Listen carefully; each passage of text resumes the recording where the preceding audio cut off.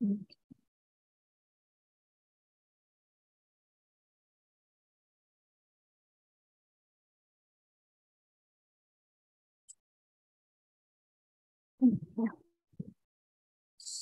we'll start with industrial policy. Yesterday, the last topic which we have discussed was Industrial Policy Resolution 1956, and today we'll start off with Policy 1991. This policy is very important from your examination point of view. Do not leave this topic. Okay. So whatever subheadings are provided to you, do not leave any subheadings under Industrial Policy 1991. Yes, what is there in chat?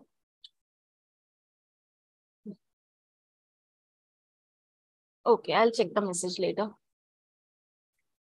Yes. So let me start with industrial policy.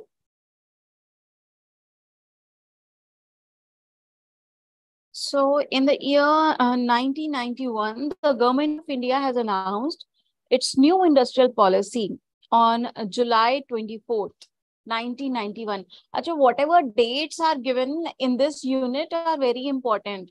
The dates, the year that might come in your objective type questions. So do not leave any dates, any years mentioned in this unit.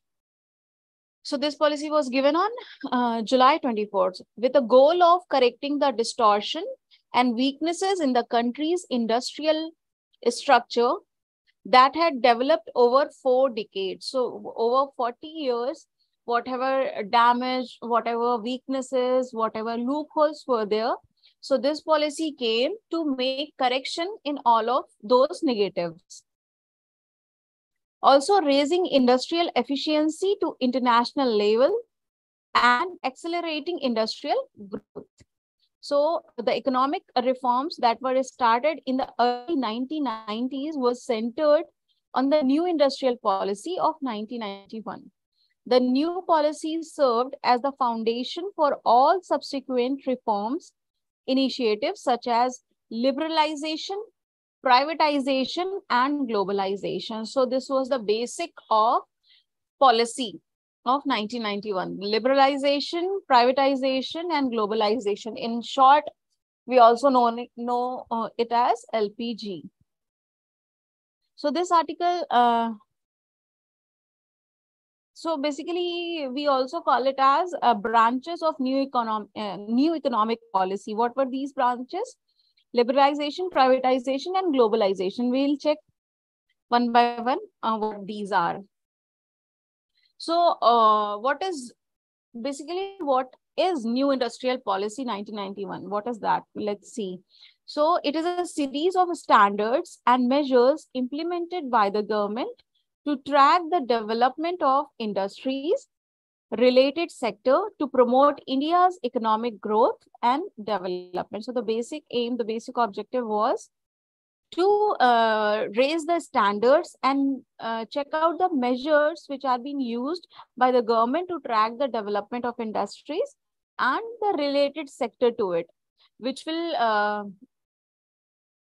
contribute towards the Indian economic growth and development. That was the basic aim. Next was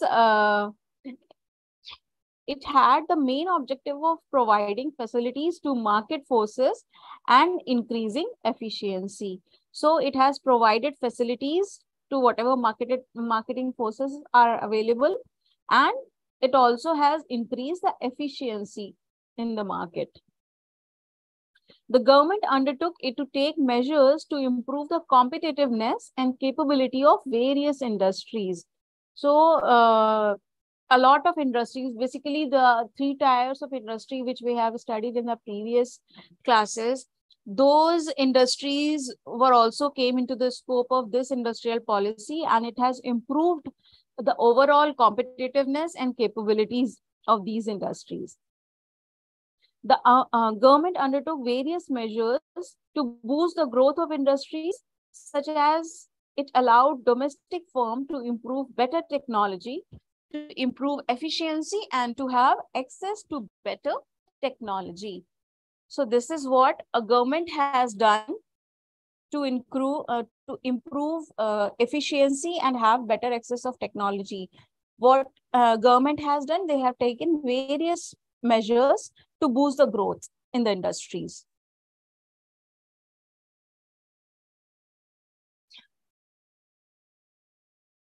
Now, why this new industrial policy was required? What was happening?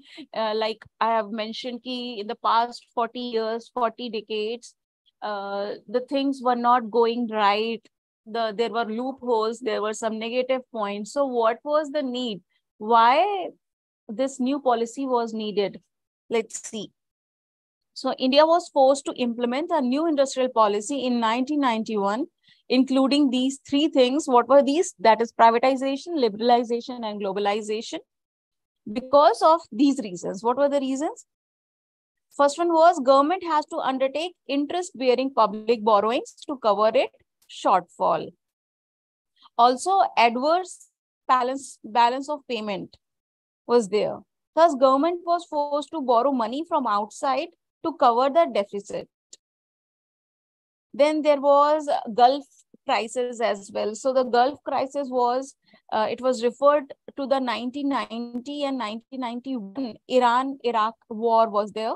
So the result of this war was very dramatic increase in petrol prices in global market. So because of that, despite a dramatic decline in export to Gulf countries, import costs increased significantly. So that was the reason of implementation of new policy. The status of the balance of payment became much more severe. The government was obliged to announce the new industrial plan at this time. So the situation has become very worst. The government was really forced to borrow money from outside. So these were the reasons why there was a need of this new policy. Then also there was a fall in foreign reserves. Due to the severity of the situation, the government was forced to mortgage its gold reserve to pay off the interest and international debt. So the situation was so worse at that time. The government had to mortgage jitna bhi whatever gold reserve India was having. They had to keep it mortgaged to pay off the interest and the international situation has become very hard. Also, India was compelled to implement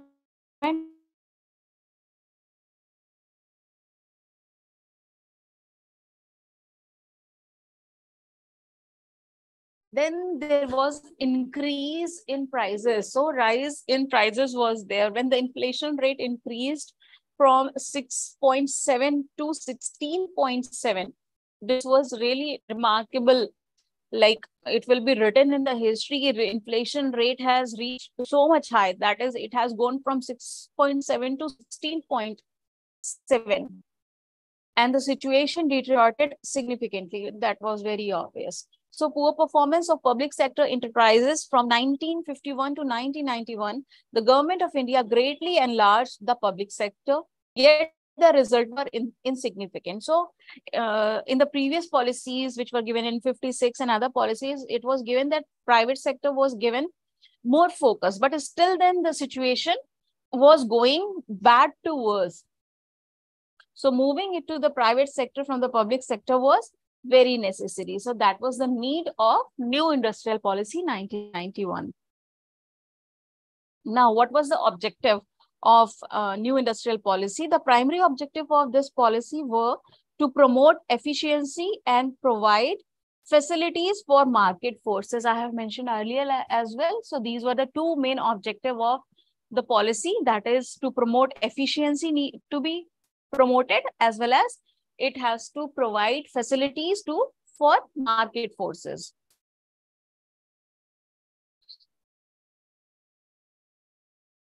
Now, over here, let's see the features of new industrial policy. What were the features? क्या क्या था हमारे policy में? Let's see one by one. So the very first thing was reduction in government monopoly. Government monopoly was reduced by decreasing the number of industries reserved for the public sector from 17. This is very important.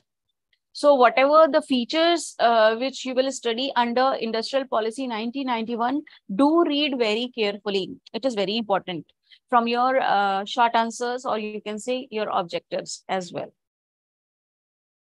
So it has reduced from 17 to 18 industries such as arms and ammunition, atomic energy, coal, mineral mining, and iron ore, manganese ore, gold, silver, mining of copper, lead, etc. So these all have reduced.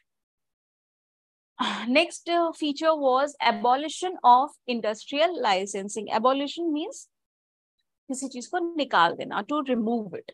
So the industrial licensing policy abolished the industrial licensing given to all industries except for 18 industries, which was further reduced to 6 industries in 1999.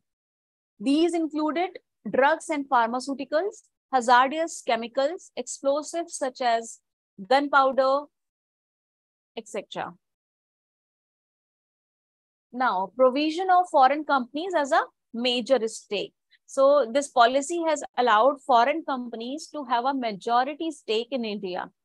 Let's take an example. In 47 high priority industries, up to 51% of FDI was allowed. So this was the limit. You can see how much foreign companies were given stake. Okay. Next is provision to NRIs, that is non-residential Indian. That means Indian nationals which are living outside India were allowed. These NRIs were allowed 100% equity investment on a non-repatriation basis in all activities except the negative list. So they were given full freedom for investment.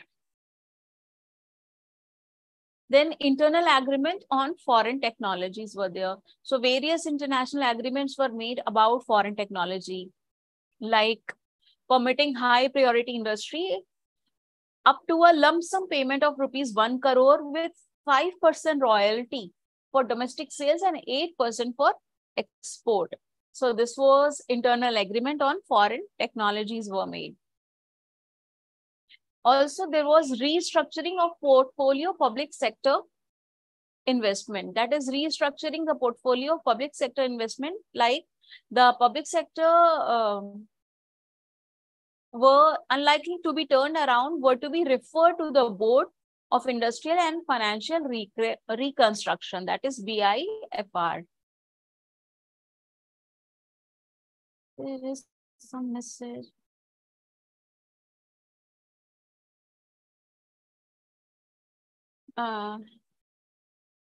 Next was a removal of prior approval from central government. That is to remove the requirement of prior approval of the central government for the establishment of new undertaking. Also, expansion of undertaking, mergers were there, amalgamation was there. Also, MRTP Act was to be amended. That is removal of prior approval from central government. So, prior permission was removed. There was no need of taking prior permission from central government. Next was changes in the standard of a small unit. The criteria for a tiny unit was changed to a unit having an investment limit to less than 5 lakh rupees. Establishment of National Renewable Fund. As per this policy, the government announced the establishment of National Renewable Fund, that is NRF, to ensure a social safety net for labor. So these were the features of new industrial policy and very important from the examination point of view. Do not leave these. Also, there were some impact of a new industrial policy need to be taken care of, or that come in your exam. These were the removal of restriction regarding license, permit and quota. That is, it removed the restriction experienced during the license, permit, and quota. It intended to liberalize the economy by removing bureaucratic restriction on industrial growth. So these were coming as a hurdle in the path of industrial growth. So there was so all the restrictions like regarding license, permit, and quota, these restrictions were removed. That was the impact of new industrial policy. Next, public sector's role and disinvestment. The policy of the public sector was decreased and two sectors were reserved for the public. The process of disinvestment was started in public sector. Also, there was a major role of foreign companies, which are known as multinational companies, which we will study in the next class. That is, there was an entry of MNCs. So by removing restriction, it has enabled the entry of MNCs, privatization, removal of excess limits on MRTP companies, liberal licensing policy, etc. Also, there was increment in domestic and foreign investment. So domestic as well as foreign investment increased in almost every sector of the economy.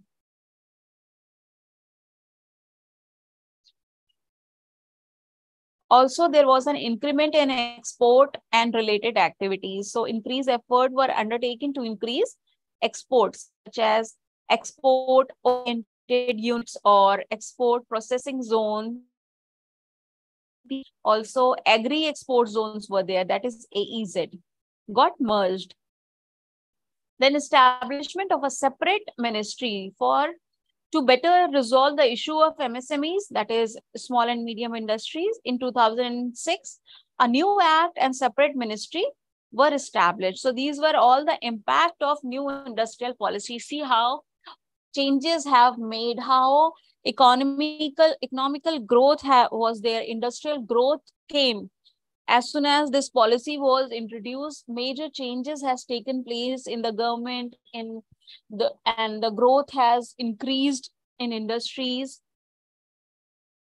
Moreover, GDP got balanced. So various steps undertaken by the new industrial policy led to the abolition of industrial licensing. That is the major part of this policy. That is abolition of industrial licensing. Then dismantling of price control. There was no price control. Also dilution of reservation for small scale industries and virtual abolition of monopolies law. Relaxation of restriction on foreign investment was there. So all such steps help in the removal of restriction and benefited in economic growth and development of the country. So I believe, let me check the notes if anything else is there regarding new industrial policy 1991, or this much is sufficient. So is this clear to you what we have discussed now about industrial policy?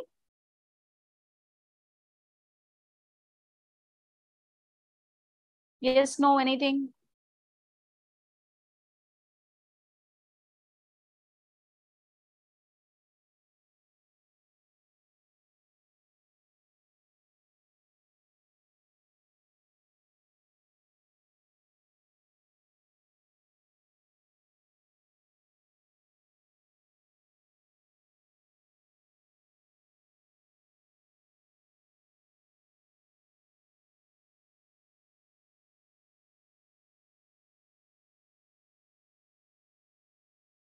Am I audible? Can you people hear me? Yes, ma'am. Then answer me, Jhansi. I have asked you something. Yesterday, you only were telling about industrial policy 1991. Now, when I have discussed, I'm asking everything is clear. Did you understand? No reply. Yes, ma'am.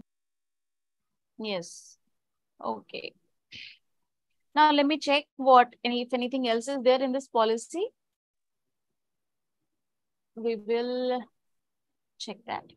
Yeah, Shahida Malik. Yes, this is business environment class. Are you a student?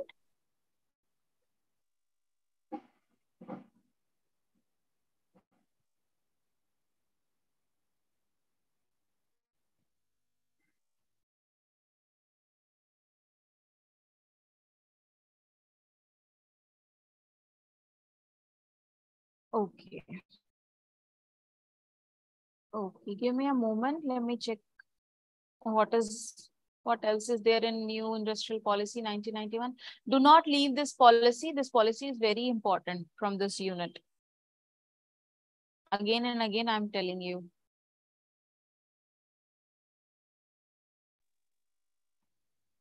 See, a question might come. So we have discussed industrial policy resolution, new industrial policy, and new industrial policy resolution also, then IRDA Act also. So please memorize the year in which all those policies and resolution were given. Okay.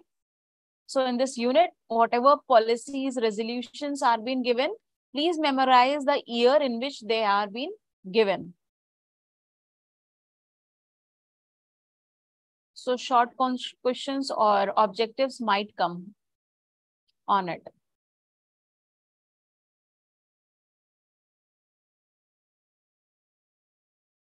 Now, there was one more topic, that is Make in India. Let's discuss in short about that. Then we will proceed towards industrial sickness. Ma'am, high BP. Yes. कौन है, क्या बोल रहे हैं? Yes, tell me.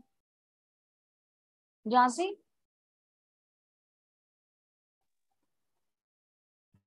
Tell me, bete, what are you telling me? और better type. आपका आवाज नहीं ठीक आ रहा Industrial है. policy 1991 में What? What in industrial policy 1991? क्या पूछ रहे हैं आप?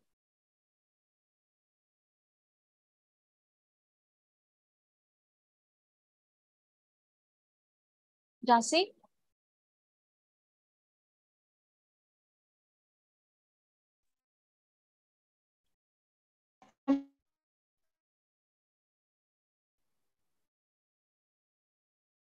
Okay, you type your question in the chat box. Okay, we'll proceed with the next topic now. Okay. Hi. Yeah, you please Okay, type down. okay. Okay. So there was this 1 minute.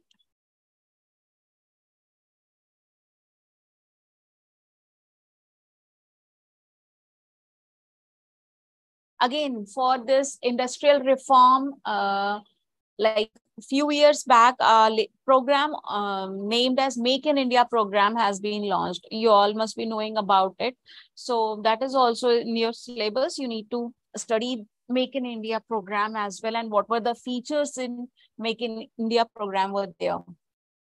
So basically, this was the initiative which was launched by Prime Minister Narendra Modi in September 2014. So the program was devised to transform India into a global. Make in India was a timely response to a critical situation faced in 2013. That is the much hype emerging market bubble has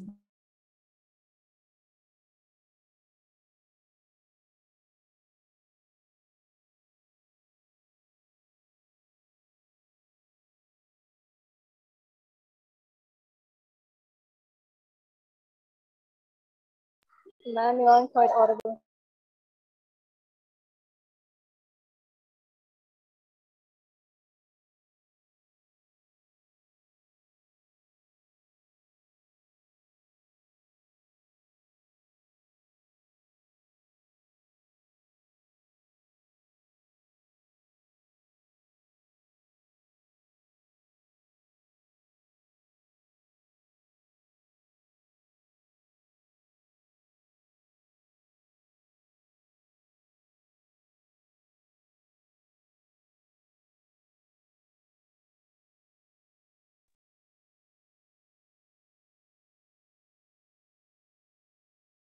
Yeah. So we were at Make in India.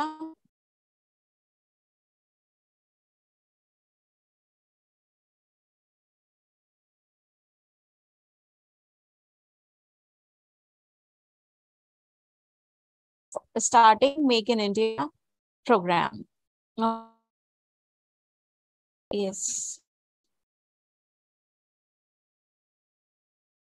So the first one was to devise to transform India into a global design and manufacturing hub, which we have discussed just now. Also, it represented a comprehensive and overhaul of outdated processes and policy and a complete change of the government mindset, a shift from issuing authority to business partners. In keeping the Prime Minister tenet of minimum government, maximum governance. So this was the tenet which was given by the Prime Minister, that is minimum government and maximum governance. Underline this and memorize a question on objective might come on this. Also, the aim of Make in India program was to inspire confidence in India's capabilities among potential partners abroad, the Indian business community and citizens at large.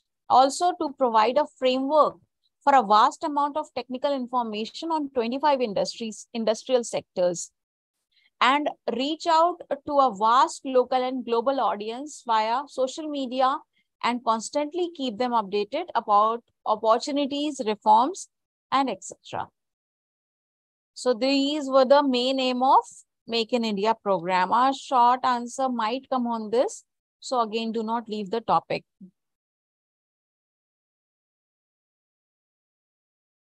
A question like, what is the progress made in India after Make in India campaign was launched might come. So read accordingly, prepare your answer accordingly. Yes, now somebody was asking me something. Have you put it in the chat box? Yes, Jhansi, what were you asking? Before going to the next topic, let's see what are you asking. Jhansi? Nothing, ma'am. You proceed. Sure? Ma'am? Yes. Sure. Yes, Oh, ma'am. okay.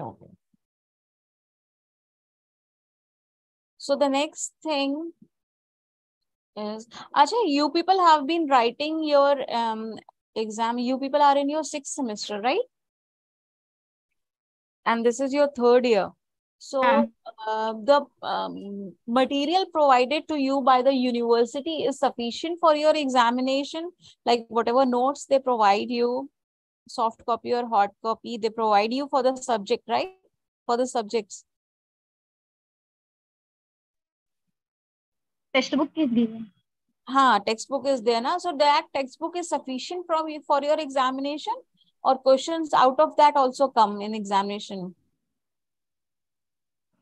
Yes, ma'am. But some questions are there, ma'am.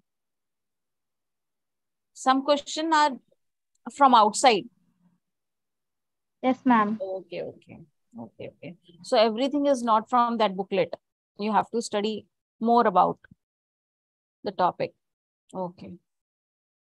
Also, there are objectives like fill in the blanks, choose the correct, and match the following are given in those booklets. Those also are the same for examination, or they come different?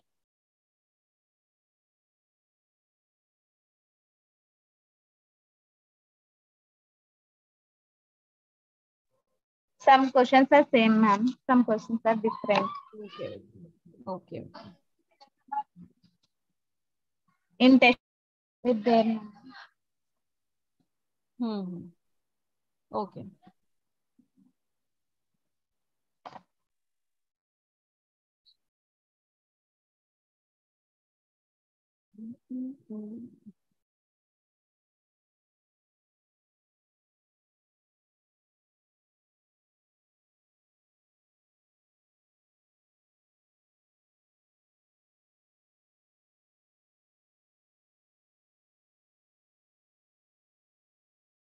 Yeah.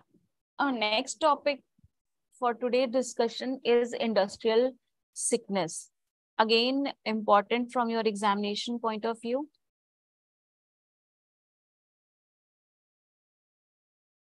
Any idea what this term mean, industrial sickness? Anyone?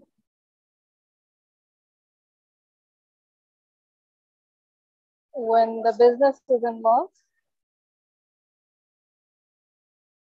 Industrial sickness, I'm asking.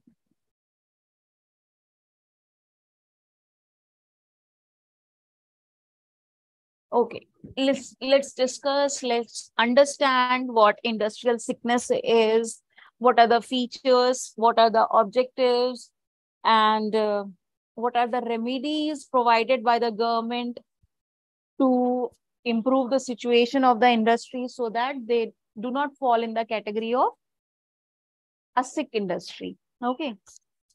So basically, industrial sickness refers to the uneconomical performance of industrial entities. It reflects poor functioning of business operations and suggests that something has seriously gone wrong with the usual business running.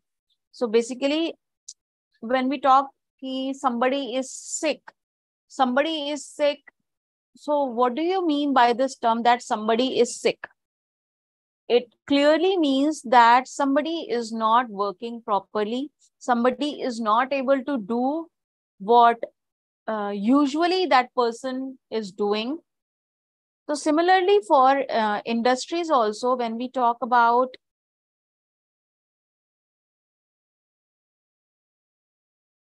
good, very good, Noor. That is the industry does not perform well and suffer loss.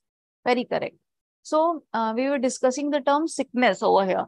So when we talk about somebody is sick, so when somebody is sick, that is very obvious whatever day-to-day course that person is doing is not able to do properly, is not able to complete the course or complete the things which has been assigned to that person. So similarly, when we talk about any industry, so the industry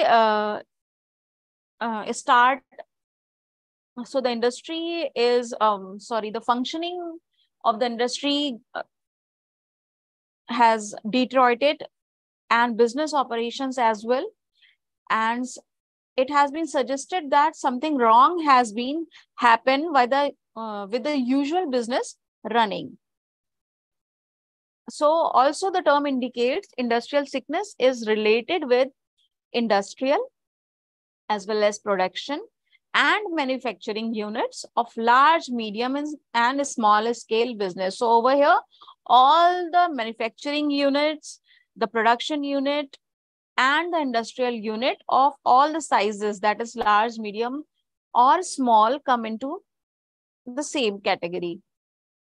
Similar to the sickness of a human body, like I said, industrial sickness also has its own causes, symptoms, consequences, as well as remedies. So like a human body has sickness, so there is some cause of that disease. There is some medicine available for that disease. There is certain course of action present for that removal of that disease or eradication of that disease. So, and also the consequences of that. So, similar to a human body, over here, the sickness is being described. An industrial unit suffering from industrial sickness can be defined as any such entity which has been incurring continuous losses for more than 5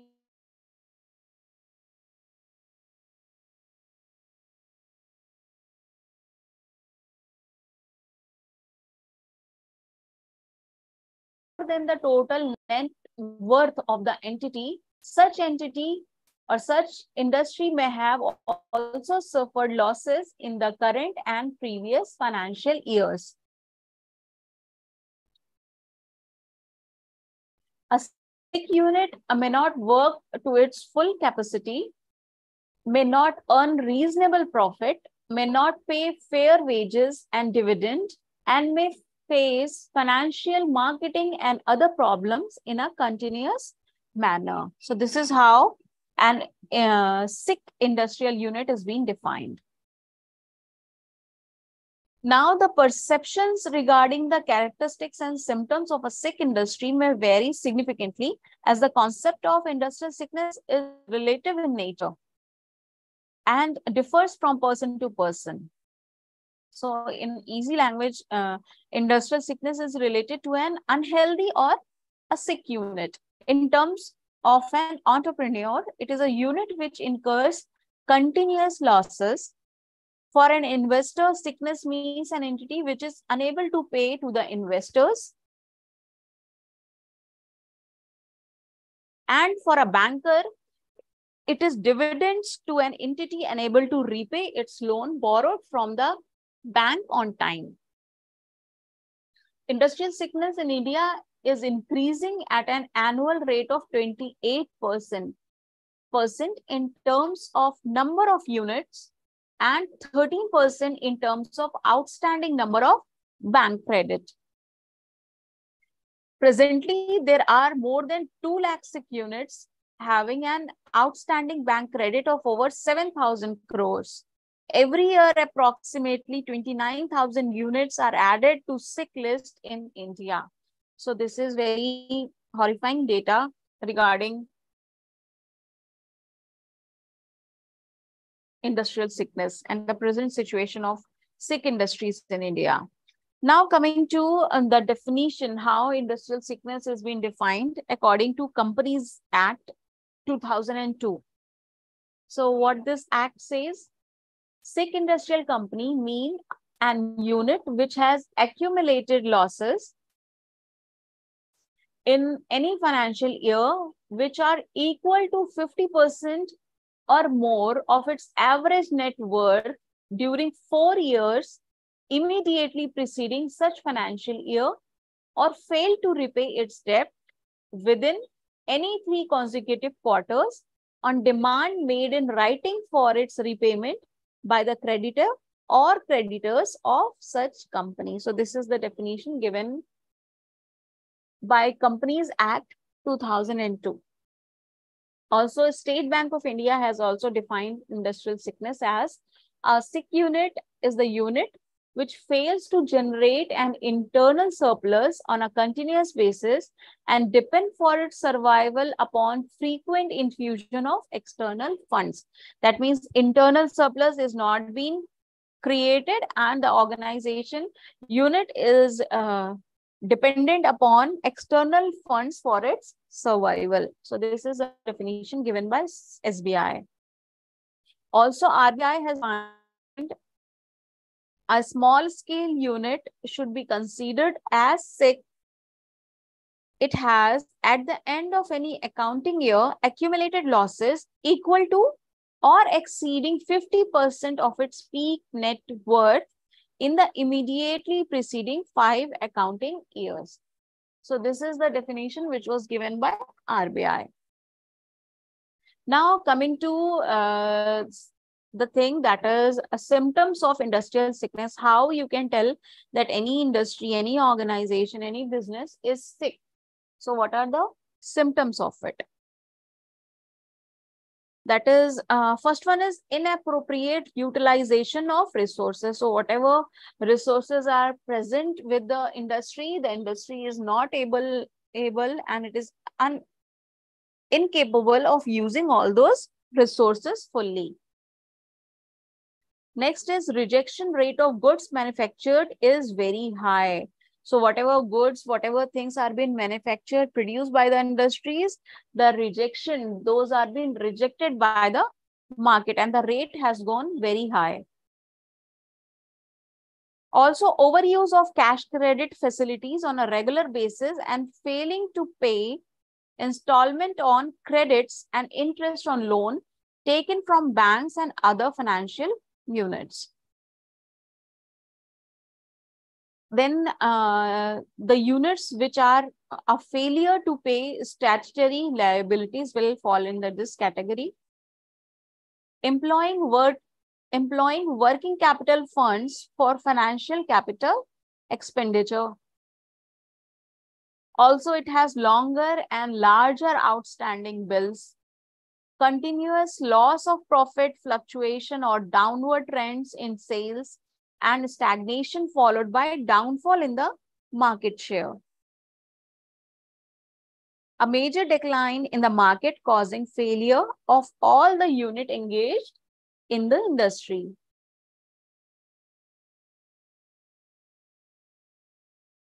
Also, conducting quick expansion activities and too much diversification with a short interval of time. Several lawsuits pending against the firm, frequent changes made in the management of the industry, including professional or individual authority.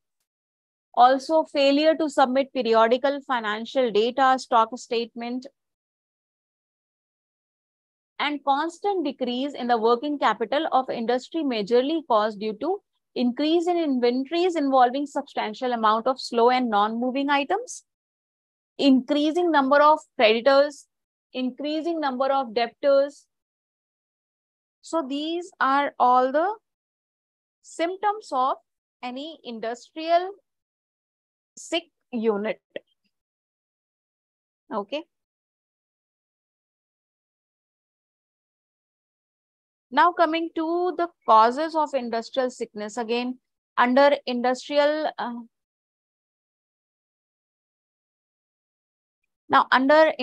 sickness topic, this causes is important. Let's see what these causes are. Basically, it has been divided again internally and externally. Let's see what these are. So there are various causes of industrial sickness. That is, some business unit are born sick. In some, sickness may have been thrust upon, and others may have turned towards sickness due to other reasons. The dynamic economic factors and the external influence greatly affect the economic sustainability of the industry. And hence, they are responsible for sickness of any industry. Every commonly held business unit may have different reason for sickness. However, the most prevalent cause of sickness can be categorized into two categories, namely internal and external. Let's see what internal causes of sickness and external causes of sickness are. So under internal category, the first one is lack of finance. That is, lack of finance in one of the internal disorder, which may lead to industrial sickness. And it may be caused due to insufficient fund involving uneconomical and unproductive working capital management, or improper utilization or diversion of funds. That is the first reason under internal, that is lack of finance. Second one is bad production policy. Basically, it is related to production decision, that is choosing inefficient site for conducting production activities, poor maintenance of plants and machineries, absence of quality control measures, and absence of standard research and development techniques, etc.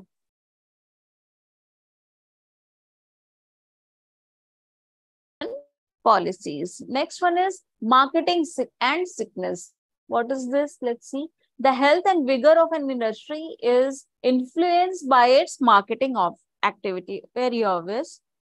An inappropriate marketing strategy may cause poor performance of its product and service in market. Some of these inefficient marketing strategy can be incorrect demand forecasting, selection of inappropriate product mix, absence of product planning, inappropriate market research methods, and poor sales promotion techniques. So that is marketing and sickness. Okay. Can you send me the PDF of your presentation, your mobile number?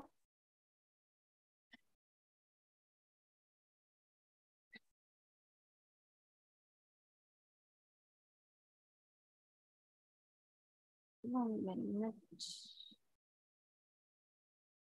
Give me a moment, please.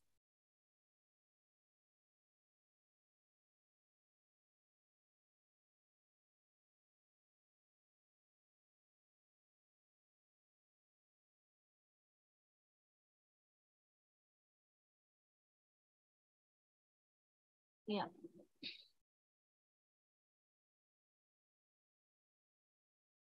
Yeah, so I was on the internal factors, marketing and sickness. Next one is inappropriate personal management. That is, personal management is HR management.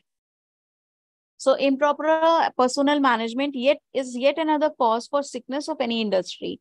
Lack of insufficient personal management policy can be observed in the form of mismanagement of wages and salaries of employees, absence of behavioral approach, causing and resentment among workers and employees, inefficient labor relation, etc. That is improper HR management. And the last internal cause is inefficient corporate management. That is,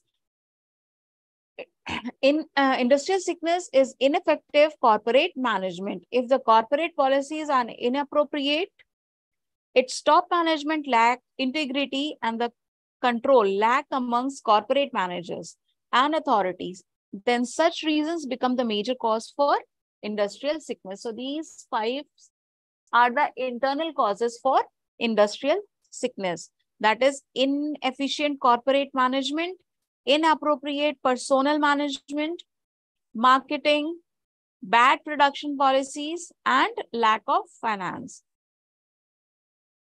Now, coming towards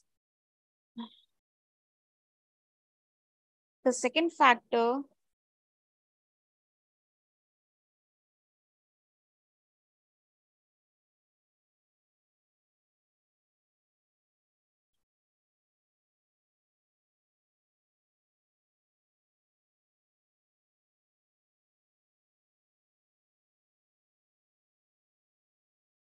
yeah, these factors are, the first one is personnel constraint, that is HR constraint. So personnel constraints such as lack of availability of skilled manpower or labor as compared to other industries and the type of labor employed in a region.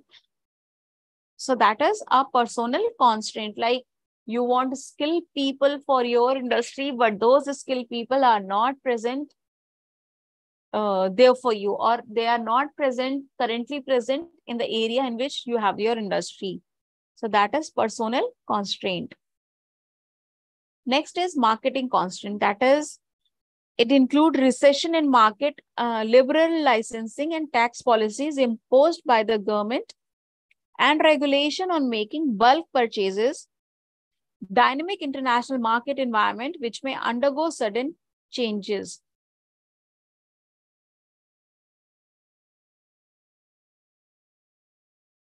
Next is production constraint. So sickness of a small scale industry also arises due to lack of power supply, fuel and high prices, and dearth of raw material, import and export restrictions are there.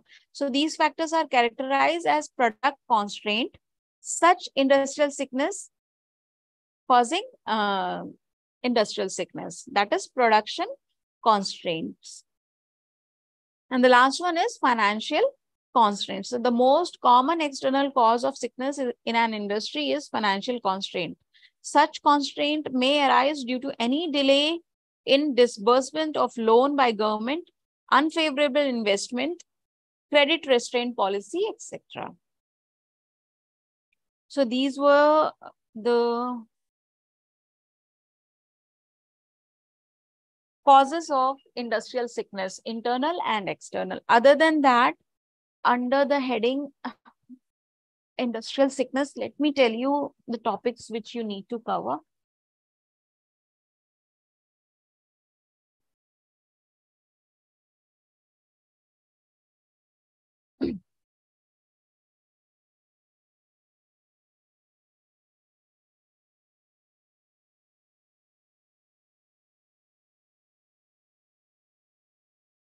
Yeah, you need to study the regulation of sick companies.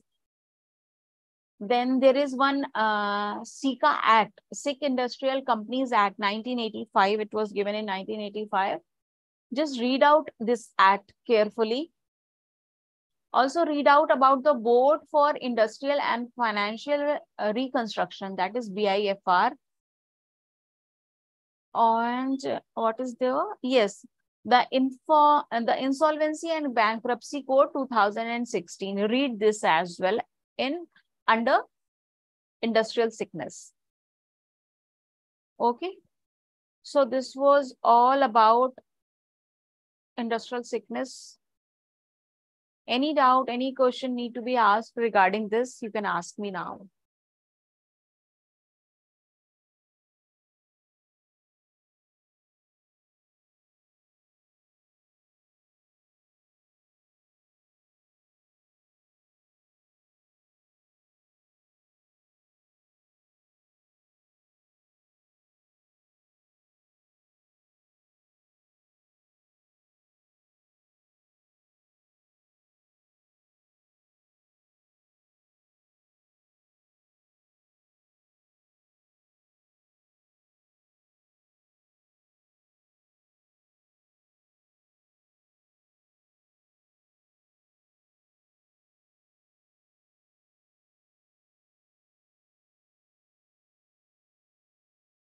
Yes, we have a last few minutes. If you have any doubts regarding the things which we have discussed today, you can ask me.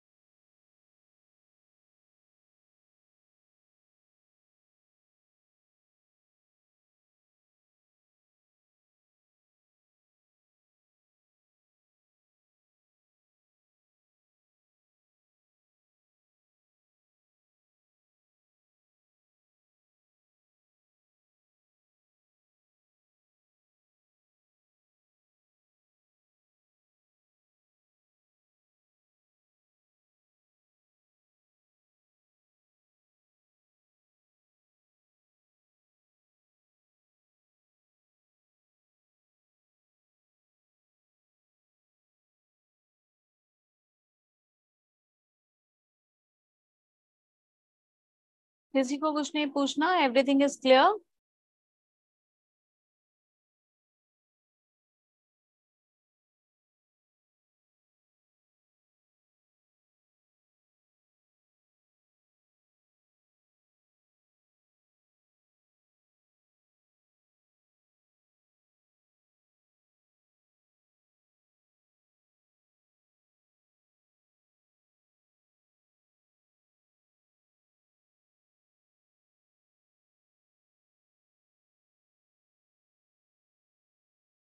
Yeah, sure, Noor. You can contact me. You have my email address. I believe I have given you people. Any doubt regarding your syllabus, your business environment paper before your examination, you can ask me. Send me an email. Definitely, I'll help you out. No problem.